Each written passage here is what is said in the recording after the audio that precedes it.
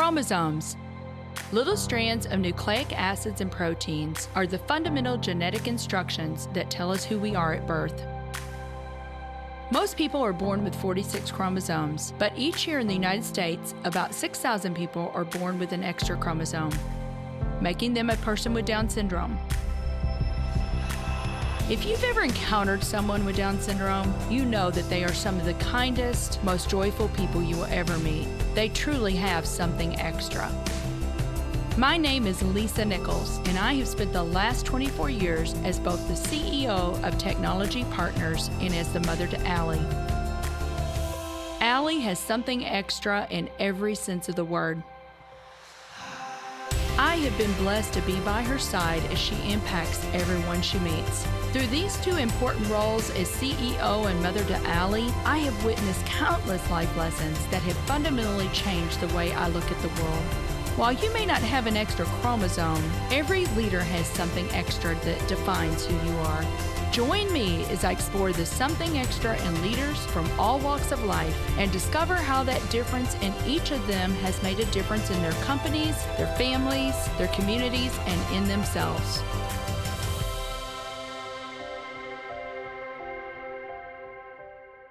If you like this episode today, please go to Apple Podcasts or wherever you listen and leave us a 5-star rating. I am thrilled to have Sean Swarner on the show today. Sean is an author, adventurer, multiple world record holder, and master of mindset. Well, Sean Swarner, welcome to the Something Extra podcast. I am so excited about our conversation today. I cannot wait to have our listeners learn from you. You are such an inspiring human being. I appreciate that. I'm excited because maybe we can give your listeners a little something extra. Amen to that. That's awesome. Well, and I know you're so busy, so thank you for making the time. You are preparing for a really big event that we're going to talk about. You just let me know that, hey, I'm filming a commercial in 45 minutes. So it's like, wow, you've got a lot on your plate. So I'm very honored that you're making the time. But you had reached out to me on LinkedIn, Sean, back in July, and you and I connected. We had a conversation, and here we are. But this is just for our listeners. So Sean Swarner is celebrated as one of the top 8 most inspirational people in history. He holds multiple world records, has been the subject of an Emmy-nominated Amazon film. It's called True North. Our family has sat down and watched that film. Highly recommend it. Has appeared on major networks such as ESPN, CBS, NBC, ABC, Fox, CNN, along with other numerous domestic and international platforms. He's the only person in history to have climbed Mount Everest, scaled the highest mountain on each continent, skied to both the North and South Poles, and completed the Hawaii Ironman Triathlon after doing something. And so Sean, I've told our listeners a little bit about you, but I haven't told them the other part. So I want you to tell them that, what is the other part of this story? Well, the other part is I accomplished all that after surviving 2 terminal cancers, a prognosis of 3 months to live, 14 days to live from the second cancer. I was in a medically induced coma for a year of my life, and I only have 1 lung. But going back to what you mentioned on the top 8 most inspirational, every time I hear that, I think my mom must have been on that voting panel. That's funny. That's okay though. That's all right. And she probably, it's one of those things where you can vote multiple times, right, Sean?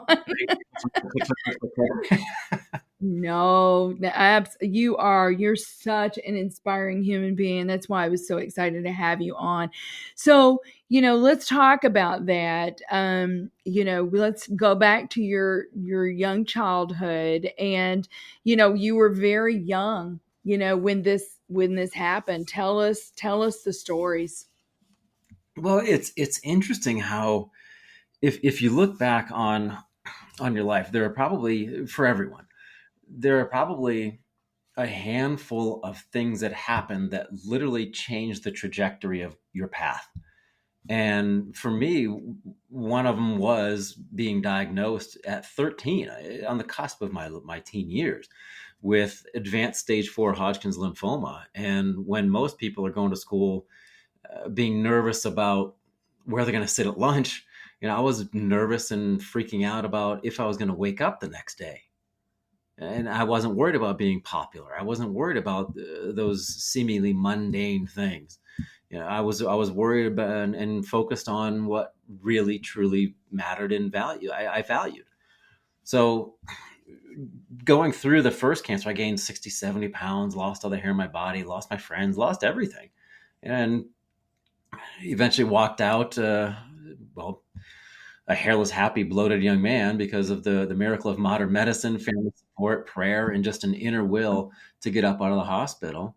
And then I was in remission for a just over a year, and going in for a checkup for the first cancer. They actually found a second cancer, which was completely unrelated to the first one.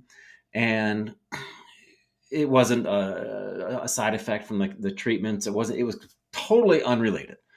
And no one's ever had Hodgkin's and Askins sarcoma before. So the doctors had no idea what was going to happen. And this time around, I was diagnosed with a type of cancer that affects 3 out of a million people with a prognosis of 6%. So my chances of survival were pretty much zero.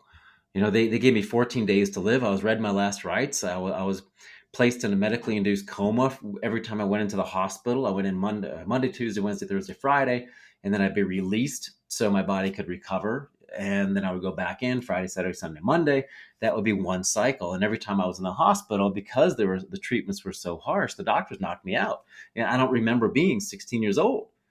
Now, granted, a lot of people probably wish they could forget being 16 because it's so painful, but I just didn't have that choice. And I lost the function of my right lung because of the radiation therapy. But looking back at it, it was something where at the time, I asked myself, why me? Why me? But asking those questions didn't change the fact that I had cancer. So what was I going to do about it? How was I going to deal with the situation? Having that defeatist attitude, having that scared persona about me, being afraid of everything. And now people are like, oh, well, aren't you afraid? Because I'll be talking about, I just got COVID. Like, aren't you afraid of dying of COVID? Every little cough, every little sneeze, oh my God, it's cancer. I don't let that stuff get to me. And I've learned through the years that what I've gone through, those difficult times, can potentially, depending on your perspective, can potentially build you stronger later in life. Mm-hmm. Yeah. And, what you do today, and we're going to talk about that. I don't want to get ahead of myself, but what you do today is help people with this unstoppable grit and determination and resilience. And you say, if I can do it, you can do it. And you help people overcome their own Everest. You were so kind, Sean. After we spoke, here comes a book in the mail, your book in the mail that you sent to me. And it's called Being Unstoppable, Conquering Your Everest. I will tell you, I had a really hard time putting this book down. I really did. I mean, I just kept reading and reading. I would highly recommend our listeners to get the book. But it broke my heart because you talked about going through this and what you went through. It broke my heart when I heard you talk about how the kids would call you Cancer Boy. And you lost so much of your how your life, you lost so much of your life. You said that you've already mentioned it, but I said, you said your friends were worried about being cool or what kind of shoes they were going to wear, and you are worried about whether or not I'm going to survive. It completely changes your perspective. So today, you are really inspiring hope for other cancer patients because you said so many times you felt hopeless. There's this hope, but hopelessness feeling that you had. But the last few days, I think that the last time you were diagnosed, you said you had 14 days that you were given to live. I mean, Sean, there is no doubt you are a miracle. And I happen to believe that we are all put here for a purpose. I want to read one thing from your book. that I just love. You said, I look back at my life, I realized every step I had taken was a choice. Every decision I had made, every turn I had taken had brought me to where I was right now on my way to the top of the world. And so, even those hard things, you have used them now to help other people, Sean. So, what did you do? Because I know that you were a big mindset. You figured out even at that young age about mindset and visualization. And I think if I recall right, you wanted to win a swim meet. You wanted to place first. What was the thing that kept you hopeful during this time, Sean? And I am sure there were days where you were not that, but and don't discount too. You had an incredibly supportive family, right? You had an Ab- incredibly supportive family. Absolutely. I have never made it to the top of any significant peak by myself. Everest, the highest mountain on every continent, North Pole, South Pole. I've been up Kilimanjaro now 25 times. I'd lead a group up every year as a fundraiser for a cancer charity. And we also use it as a transformative, immersive coaching experience. So we have double the success rate on the mountain. The average of the mountain is 48%. I'm at 99%. And I think it's because I have a number of things, but it's because I have the right people in the right places. The doctors were there, the family was there, the nurses were there. And if you have ever had anyone who cared about you, then you have something to fight for, someone to fight for. And it's not all about what you can do for yourself, but also how much you give back.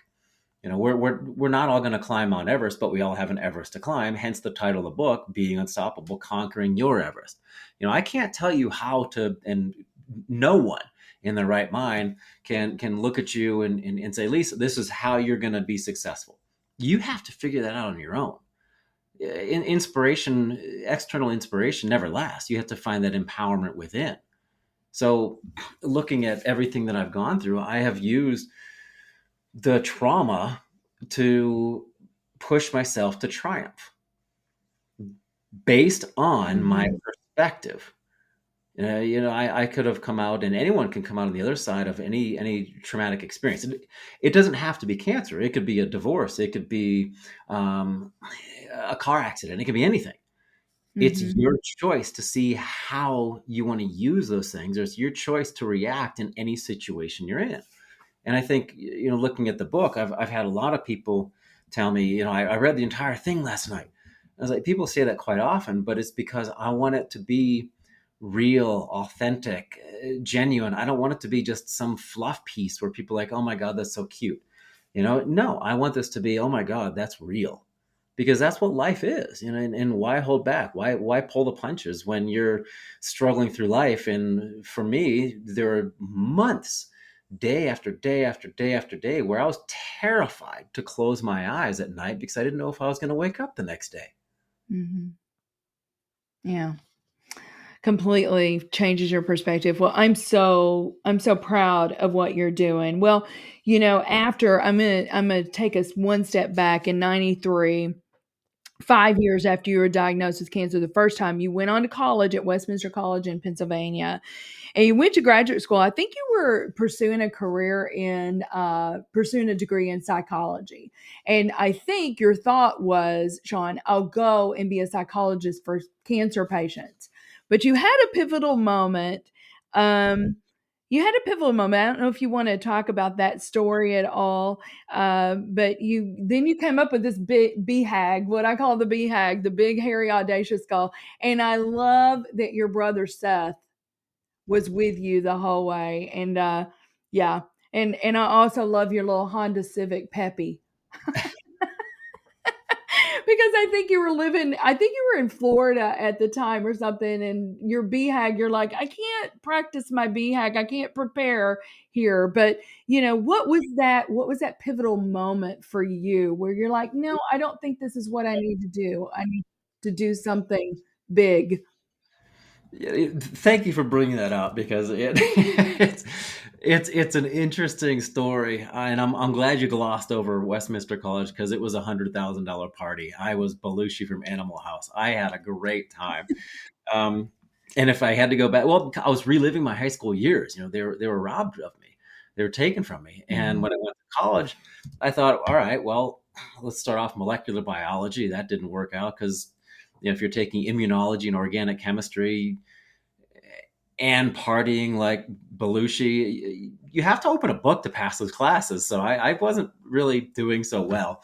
Yeah. So, long story short, let's say a woman of loose moral and ethical standards approached me at the bar numerous times, and I ended up taking her home, and she ended up passing out before we got to her apartment.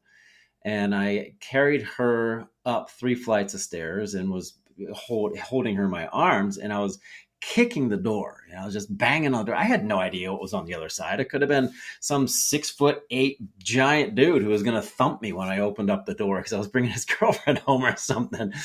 But I was carrying her, and I was just kicking on this door. And another little female opened the door, and I just pushed this girl. I was like, "Does she belong to you?" And she's like, "Again." So I took her inside. I dropped her off on one of those oh so stable papasan chairs. Remember, they had that little base, like the half circle thing. You'd never put a drunk person in those chairs. So as I was leaving, I noticed on the coffee table that there were lines of Coke, there were heroin needles, there were some burnt spoons, pills of whatever they were. And I had an epiphany on my way home, realizing, well, let me back up. I was asking myself who I was. And I don't think many people ask themselves that question. How did I get to this point? Because as you said, every seemingly mundane decision that we've all made in our pasts. Like if you're listening to this right now, you made a series of conscious and unconscious choices to be right here, right now, at this moment. I won't get too deep into it, but for me, I realized that all those decisions I was making were unconscious because I was just kind of going on cruise control, like most of the world is now, anyhow, right? So I took a step back and realized I was born and raised in Willard, Ohio, small farming community. Mom and dad raised this Midwest young man to have moral standards, ethics, and personal core values to make decisions. I wasn't doing that. So I stopped. I dropped out of school. I stopped working at the club. And that's when I decided I wanted to do something great with my life. And most people, they're comfortable where they are. I learned to be comfortable in the uncomfortable. So I wanted to push myself and see what the human body was capable of, and found that I wanted to literally use the highest platform in the world to give other people hope. Mm-hmm. And when you're Yeah, living in Jacksonville, Florida, you realize that you want to climb Mount Everest. I mean, the highest point in Florida is the top of the Four Seasons Hotel in Miami. So I had to move to Colorado. yeah. So you and Seth packed up your little peppy and drove to Colorado. You moved. How I chuckled over this when you and I want to talk about preparation for Everest and physically, emotionally, spiritually, everything. Sean, I want you to tell our listeners. But I chuckled when I read about the part about the polar bear plunge, and you both did that. And the look on Seth's face when he came out of that, but you were doing crazy stuff, Sean, to prepare for this, like the rocks on your back. So tell our listeners, how did you prepare in all of those different ways for Everest? Well, when you're training for something, or when you're attempting to do something no one in history has ever done before, you have to train and you have to do things that no one's ever done before. So I didn't really have any literature to go off of. I didn't have any coaches to use because no one had ever done this before. And I did know that a good day in the Himalayan mountains was probably better than a bad day in the Rocky Mountains. So I would head up. I moved to Estes Park, Colorado. My office was at the time the library and a payphone bank. I mean, imagine calling up companies. Let's say you work for a large corporation, and you get a phone call. Hey, I'm climbing Everest in 9 months, and I have one lung, and I've been through 2 terminal cancers, and I have pretty much no climbing experience. Like, hello, and anyone there? like 9 times out of 10, the phone would hang up. They wouldn't take me seriously because they thought it was physiologically impossible to climb Everest with one lung. Like, you can't do it. So I kept pushing and kept pushing and pushing and pushing, and finally got some sponsors. But as far as the training goes, I would go out in shorts in the winter time, and I would post hole, which is when you don't have snowshoes where you're walking on top of the snow. You have just your boots, and you step in the snow and your leg disappears. So I would post hole in shorts, and I would go out in a short sleeve shirt. I would put snowballs in my hand. In the wintertime, I would drive around Estes Park with the windows down. I would do every tiny little thing to help me get adjusted and ready, because every tiny little thing would add up to a giant difference. Utilizing what's called the compound effect, making small changes over time, you're going to have a giant result. And that was the whole concept and idea behind it. But also, spiritually, mentally, having a deeper purpose for the mountain, for the summit. Because when I got to the top, what was I going to do? Celebrate, cry, then what? Because when I got to the top of Everest, which I'm sure we'll end up getting to, there was a deeper purpose behind it. And once you establish that deeper purpose, not necessarily the why, but the deeper purpose, then you can withstand pretty much anything that gets in your way, because the meaning behind it means more to you and gives you more energy than everything else that might be draining you. Mm-hmm. Yeah. So let's talk about that. Let's talk, because you did not climb for yourself. You did not. You climbed with a purpose, and talk a little bit about that. Tell about the flag of hope. The idea and the concept was, in which we did, we had a flag that was about, I don't know, 2 feet by 3 feet, and it had names of people touched by cancer. And we collected those names as a fundraiser, like $25 to put your name on there. Someone who was a survivor, someone who was going through treatment, or unfortunately, we all know people who have passed away from cancer. So anyone who has been touched by cancer in any way, I would print the names on the flag before leaving the States to head over to Nepal. But while I was there, my family was still collecting names, and I brought a Sharpie, and I was handwriting names on the flag all the way up to the summit push. And a lot of people don't understand how long it really takes to climb Everest. I got to base camp April 8th. I summited May 16th. So you can do the math. That's a long time. And every time I went up and down the mountain, we established 4 different camps over that time period. Every time I went up the mountain, in my chest pocket close to my heart was a reminder of why I was there. And that was the flag that had names of people touched by cancer. Mm-hmm. Yeah. I remember True North was the North Pole, right? Wasn't that the Trek to the North Pole? I think the documentary. And so we saw the flag, and I remember our daughter saying, "Wow, his handwriting is so good." The way that you had written on there, she goes, "He's got great handwriting." I did that because I knew people, because my handwriting, if I sent you something, if you look at what I wrote in your book, I'm sure you had to decipher the message I wrote in your book. But for the flag, I wanted to make sure it was printed out nice and neat and even, in case anyone ever sent me a message asking for a picture of that name. Mm-hmm. Yeah. Well, you did a really good job. You did a good job. And, we could go into this. I've got so much more that I want to talk about. So we probably do need to take a quick break and then come right back and talk about more. But, I'm sure that our listeners have kind of studied this, but there is danger in Everest. And I remember you talking about, Sean, you cannot summit too quickly.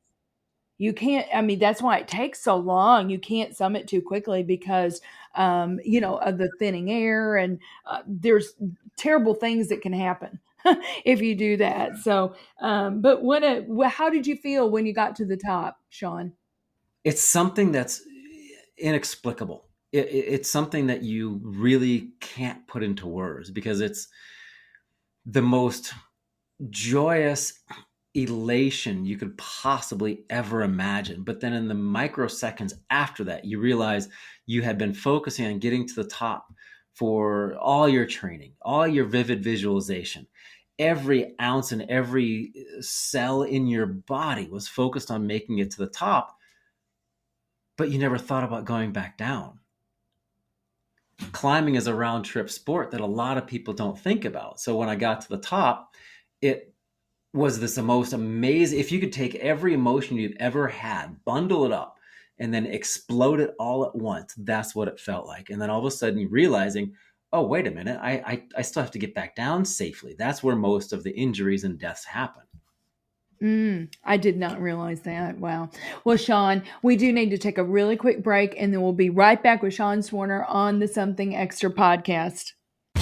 In business, the tendency is to seek out partners who are bigger, faster, stronger. When it comes to IT, you should be looking for smarter, faster, better. That's just what you'll find with the talented technologists at Technology Partners. Our experts develop custom solutions to tackle your most complex challenges, all to simplify your processes in the smartest, most efficient way possible. The time to be swift and nimble starts now. Go to technologypartners.net/solutions and see what's possible.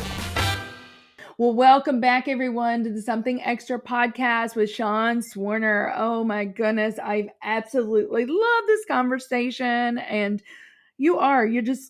I agree with what the headlines say, Sean. You are such an inspirational person. And this has been so awesome so far. But after Everest, something drove you to pursue the Explorers Grand Slam. Tell us about that for our listeners who don't know. What is the Explorers Grand Slam, and what was the precipice for what was it that drove you to want to do that? Well, I didn't name it because I know it sounds like a Denny's breakfast platter, but that's not what it is. It's not a Denny's breakfast platter. It is actually the highest mountain on every continent, which is the 7 summits. Obviously, Everest is included as one of those, the highest mountain in Asia. The highest mountain on every continent, and then skiing to both the North and South poles, literally covering the globe on this adventure. And I took that on because even now, I believe less than 100 people have done it. I want to say I was number 50 something. First cancer survivor. And then if you toss in the World Championship Ironman Triathlon in Hawaii, I'm the only person. And to give you an idea of what the Ironman Triathlon is, it's a 2.5 mile swim, 112 mile bike ride, and you finish with a marathon.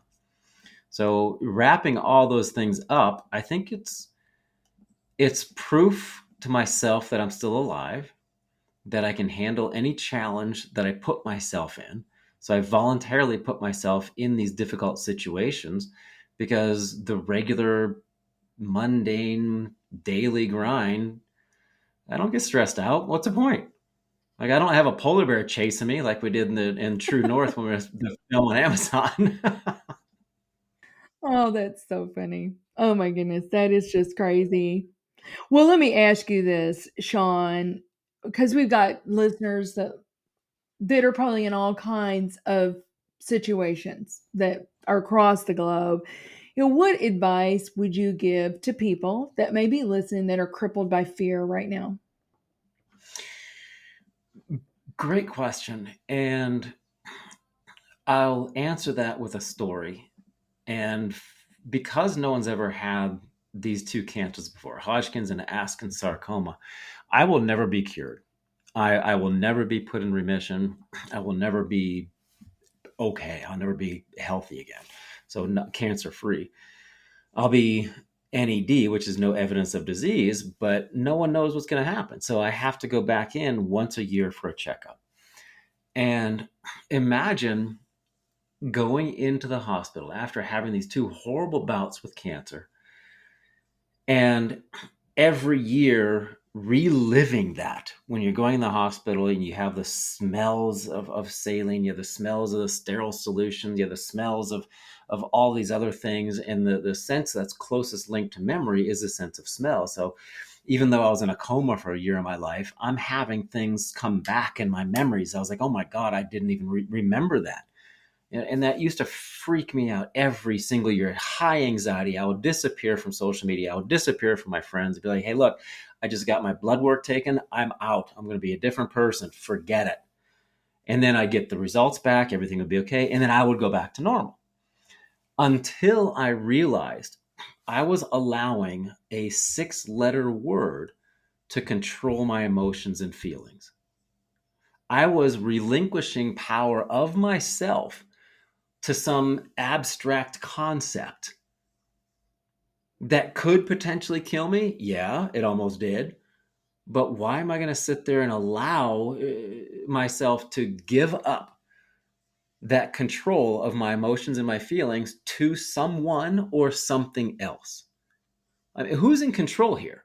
When you're talking about anxiety, when you're starting to worry about something, when fear starts to creep in, the more and more you try to fight against it, the harder it becomes, the more real, the more anxious you become, the more scared you become. It's like trying harder to beat anxiety is like trying harder to fall asleep. It doesn't work. So when you realize that you are in control and you allow this fear to come in and be like, hey, look, no one's ever died of a panic attack before, which I've had a couple, and they're debilitating. No one's ever died of a panic attack before. It's just an emotional feeling that comes in because your brain and your signals get crossed, get mixed up, whatever. Accept it, acknowledge it. It's there. Okay, it's going to pass. And one of the biggest things that I did to help release the power that cancer had on me. So even saying it now, cancer, who cares? It doesn't, it rolls right off the tongue. Realizing that it's not a trigger, it's how I reacted to that trigger.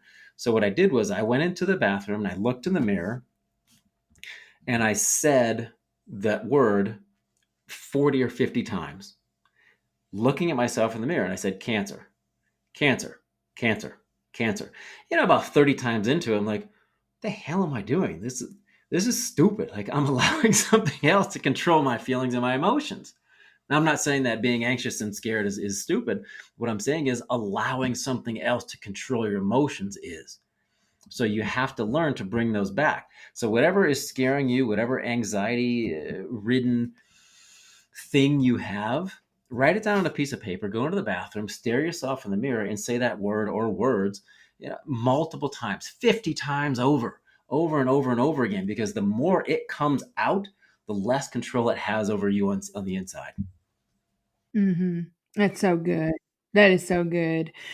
What about loss of hope for people that are plagued right now with loss of hope? I think I said it before. If you have ever had a goal, if you've ever had someone who cared about you, you have something to fight for. You have something to push forward, a reason to push forward. It could be a child. It could be your significant other. It could be your mom, your dad, whoever. It could be a good friend. It doesn't matter. Find someone or something outside of you to empower you. Like, hey, look, if I'm losing hope, maybe I can take a couple steps and do it for someone else. Then you can start going and taking that back and empowering yourself, because then you take that quick look in the mirror. Why am I really doing this? I'm not doing this for Lisa. I'm not doing this for people touched by cancer. I'm really doing it for me. And by doing it for me, by taking care of myself first, then I can give my all to someone else.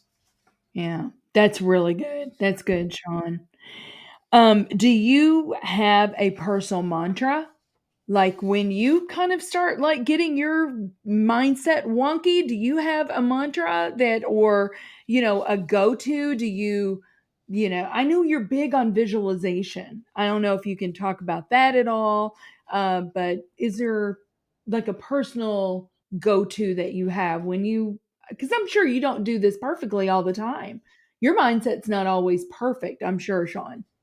No, if I said I was happy and joyous and full of energy every single day, every single hour, I'd be lying to you, and I'd probably be on some prescription drugs to make me feel that way.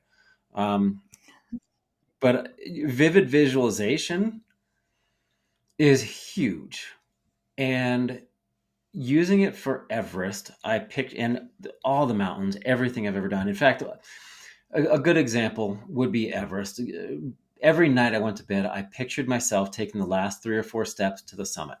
I would, in my mind's eye, hear the sound of the snow crunching under my feet, sounding like styrofoam, crinkling. I would smell the ozone. I would feel the sun's radiation on my face. But the biggest disconnect that people have is they stop there, as opposed to understanding how you feel when you reach the goal. So in my mind's eye, connecting my mind and my body with the emotions, that became real when I pictured and felt how it was at the top of Everest. I did something similar running the New York City Marathon. I didn't train for the New York City Marathon at all. But in my mind, I pictured myself every night for a few months leading up to it, crossing the finish line. How did I feel crossing the finish line? Granted, my whole leg, my quad, my hamstring seized up and I hobbled across the finish line, but I finished. And when I actually crossed the finish line, this wave of emotion came over me. I started crying because I was emotionally exhausted, mentally exhausted, spiritually exhausted. But that vivid visualization really taps into your mind. And there's been so many scientific studies on how it really, really works. But as far as a mantra, when I was on Everest and when I'm running, I tell myself, and you can pick something too, with my right leg or my left leg. So with one leg, I tell myself, the higher I go, the next step, I tell myself, the stronger I get. The higher I go, the stronger I get. The higher I go, the stronger I get. The higher I go, the stronger I get. Over and over and over again, because your mind is like a glass of water. Dirty water represents negative thoughts. Clean water represents positive thoughts. And if you have a glass of dirty water, turn on the faucet and constantly flush it through with positive thoughts, you're going to have a glass of clean water. Mind is the same thing. There's that saying, you are what you eat, but in reality, you are what you consume.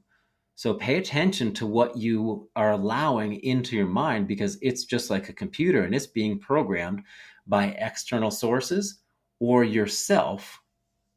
So it's your choice how you want to program your brain. Oh, that is so good. That is so good. Well, let me ask you this. How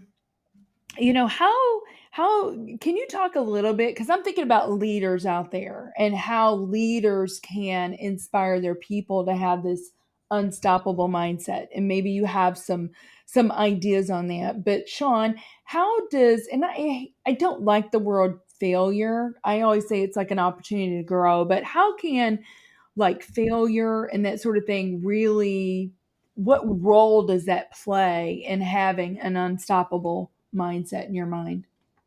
Well, I think failure is only when you don't try. My goal on Everest was to make it to the top, but it was a success being on the mountain. And I truly enjoyed the journey. And one thing that I've learned over the years is when you reach the summit of whatever peak you're climbing, there are always going to be other mountains to climb. There always will be other peaks to reach. When you cross that finish line, there will always be other races to run. So you have to really enjoy the process. Now, I'm not saying every moment is going to be easy. Running a marathon's not easy. Climbing Mount Everest is not easy. But find something in your day-to-day that you really enjoy. Embrace that, hold on to it, and appreciate it. And also every morning I wake up, a lot of people can change this too. They grab their phones. Their phone's their alarm clock. What happens? They grab their phone. They start scrolling through social media. And what you're doing now is you're comparing yourself potentially at your worst to someone else's best, because that's all you see on social media, right? Or you're watching the news. You start your day on a negative note. Start your day with an affirmation that means something to you. I start my day by saying yesterday's gone. There's nothing I can do about it. Tomorrow may never come. No matter what happens today, today is the best day ever. And it's my choice to make it that way. But as far as leaders go, you can inspire people, you can motivate people, but that will never last. You have to empower people. And you have to do that based on what they value, not what you value for them. We're all individual people. And going back to Kilimanjaro, the average success rate on the mountain is 48%. Less than half the people who go up that mountain don't make it, right? My groups are at 99% success rate. I've been up the mountain 25 times. And I think one of the reasons is because when it's dangerous, I'm up front saying, hey, put your foot here, put your hand here, step there, do this, do that. When it's dangerous. When it's not dangerous and it's kind of easy moving, I lead from behind. So many people think that they need to be out front, blazing the trail and be this bold leader and tell people what to do. That doesn't work, because there's a difference between being a good leader and just being a boss. You can tell people what to do all day long, but leaders are respected. And I think leading from behind is the key. I am so glad that you brought that up, because I remember the first time you and I talked, that's what you said. You said, I lead from behind. But I love what you just said. Sometimes you lead from the front because you want to show them and model for them the landmine. Step here, here is, but oh, wow. Those are such great leadership lessons. Well, let's talk about this, and then we're going to talk about something extra. What are you preparing for, Sean? When you told me, I'm like, what is that? Tell me more. What are you preparing for right now? So I'm preparing for something that I honestly, I feel like Forrest Gump, because I'm constantly running and running and running and running. I'm preparing for running 7 marathons in 7 days on all 7 continents.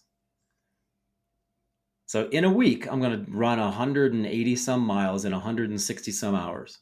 It's crazy. I had said to you when you told me that, I'm like, Sean, is that even possible? But it is a thing. And that's coming up in December, right? It is. It's funny. I don't know if you want to include this or not, but I had a call with my mom not too long ago. And as you can tell, I'm pretty close to my mom and my whole family. But I was talking to my mom, and I told her, Mom, I got sponsorship for this. It's covered. We're looking for flight sponsorship, but the travel, a lot of different things are covered. And she doesn't want me to do this. So if she watches this, I'm sorry, Mom, it's going to happen. But I was like, Mom, I got sponsorship. And she's like, from who? A funeral home? I was like, Mom, are you kidding me? Like, come on. That is hilarious. Oh my goodness. Always a mama watching out for her kiddos. But I know she's proud of you too, Sean. But that's probably scary for her. Oh my goodness. Well, one thing that you say, Sean, and I just see it even in our conversation today, you said there's nothing stronger than the human spirit. And I love that quote by you. Absolutely. And developing that human spirit comes from understanding what your personal core values are. So many people, so many leaders, so many entrepreneurs, so many CEOs, presidents, VP, whatever it might be, they have values for the corporation. They have values and a motto for the business. How many people have spent time, not from like their day, their weeks, their months, their hours, from their lives, to actually sit down and figure out or write down what their personal core values are? Because if you don't know what those are, how are you going to live a happy, fulfilling, conscientious life? Yeah, I say that all the time, because we have strategic plans for our businesses, but do you have a plan for your life? And of course, we have to hold our plans loosely, right, Sean? I mean, you could never have anticipated getting cancer, but those core values, I mean, are those true norths, if you will, are the things that you're not going to compromise. And knowing that, I think, is very, very important as an individual. Well, goodness, I could just continue to talk to you for hours and hours and hours, good. I know you have a commercial that you have to film. So what is the something extra, Sean, do you believe every leader needs? I think we've hit on that numerous times throughout this conversation. And I think the something extra that every leader needs is to get out of their own way. I think they need to learn to lead from behind, get your personal core values order. Because you can be an inspiration to so many people, but if you're not empowering them, what's the point? You can bark orders all day long, but if you don't have that respect because you're not authentic and you're not a genuine person and you don't want the best for someone else, what's the point? You have to eliminate the ego. The ego just gets in the way. Could not agree more. You're there to serve. You're there to serve your people. Well, Sean, this has been so good. I loved this interview with you. I cannot wait for our listeners to learn from you. I can't wait for them to go get the book, listeners, Being Unstoppable, Conquering Your Everest. Connect with Sean. He is the most approachable, authentic person. You will just, you'll love learning from him. Go watch True North. You can watch it on YouTube, right, Sean? So we'll put all of that in the show notes and get to know Sean even more. Well, thank you so much, Sean, for making the time to be on the show today. This was a delight. Oh, absolutely. I really appreciate the opportunity to share my story, but thank you for helping so many other people who are listening, and thank you for doing what you're doing. It's a blessing. Thank you for listening to today's show. Something Extra with Lisa Nichols is a Technology Partners production. Copyright Technology Partners, Inc. 2019. For show notes or to reach Lisa, visit tpi.co/podcast. Don't forget to leave a review on Apple Podcasts, Google Play, or wherever you listen.